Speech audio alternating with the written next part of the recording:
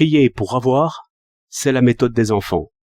Et cela est naturel, car bien loin de pouvoir rendre des services aux autres, ils commencent par ne pouvoir se servir eux-mêmes. Aussi, ils ne savent que crier, et à force de crier, ils finissent par avoir. Ces années d'enfance laissent de fortes habitudes, et ce que les hommes ont appelé magie n'est que la méthode des enfants appliquée à tout.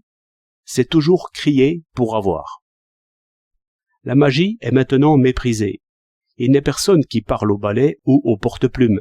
Toutefois, il reste encore beaucoup d'hommes qui pensent que crier est la meilleure manière d'obtenir quelque chose des hommes. Et dans l'administration, où les faveurs ne coûtent pas beaucoup à celui qui les donne, la méthode de crier, entendez d'importuner, de demander, d'encombrer du cri monotone « moi, moi », conduit quelquefois à des résultats. Mais dans les affaires, n'y comptez pas, ou bien alors c'est que le chef ne sait pas gouverner. Ces faveurs ne dureront pas plus longtemps que lui. On imagine pis, sur un vaisseau en mer, que les places d'importance soient données à ceux qui crient pour les avoir, ou bien le vaisseau coulera. Un trait que l'on raconte du maréchal Joffre, et que j'ai trouvé dans le GQG de Pierrefeu, qui est un très bon livre, m'a donné beaucoup à penser. Il vit arriver, un matin, un nouveau colonel chargé des opérations extérieures, et ce colonel chercha un peu Monastir sur la carte. Il n'en fallut pas plus. Le général ne voulut plus le voir. Voilà comment on gouverne. Et vous qui voulez servir, et non pas crier pour avoir, sachez premièrement ce que c'est que de servir. Votre chef ne doit pas chercher une adresse ou un numéro de téléphone quand vous êtes présent. Mais vous ne devez pas chercher non plus. Il s'agit de savoir. Comment savoir? En fixant dans votre mémoire tout le détail des affaires, tout ce qui passe à votre vue ou à vos oreilles, que cela vous concerne ou non.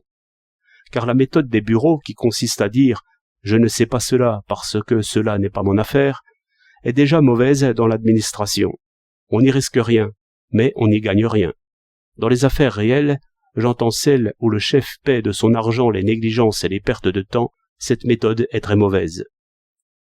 Plus d'un riche américain a raconté qu'il commença par balayer dans le bureau et dans l'antichambre. Mais l'un de ces étonnants parvenus, je ne sais si c'est Rockefeller ou Carnegie, a fait connaître le secret du balayeur. C'est qu'il s'intéressa aussitôt aux affaires de la maison, tout autant que le chef lui-même. En suivant cette idée, je devine que le balayeur, au lieu de se plaindre et de crier pour avoir, passa plus d'une fois et repassa dans son esprit tout ce qu'il voyait et entendait, retenant les noms, les adresses, les dates. Qu'ainsi il se trouva plus d'une fois en mesure de dire avant toute instruction « je sais, je connais », et enfin qu'il fut comme un registre et un répertoire vivant auquel on sut bientôt courir. Aussi il n'en resta pas longtemps au balai. On dit souvent que la faveur est partout et que le mérite n'est pas compté. Je n'ai rien vu de tel, et je crois que c'est là une idée d'enfant. Notre vie commence en effet par la faveur, parce que nous sommes enfants avant d'être hommes. Mais cela ne dure pas longtemps et ne mène pas loin. Les affaires ne sont pas des fontaines d'abondance où le favori est admis pour y boire. Je les comparerai à une source continuellement entretenue par le travail, de façon que, si quelqu'un songe seulement à boire, sans se soucier de maintenir la pression, le débit de la source est aussitôt diminué et promptement annulé. Il n'y a point de faveur qui dure une journée.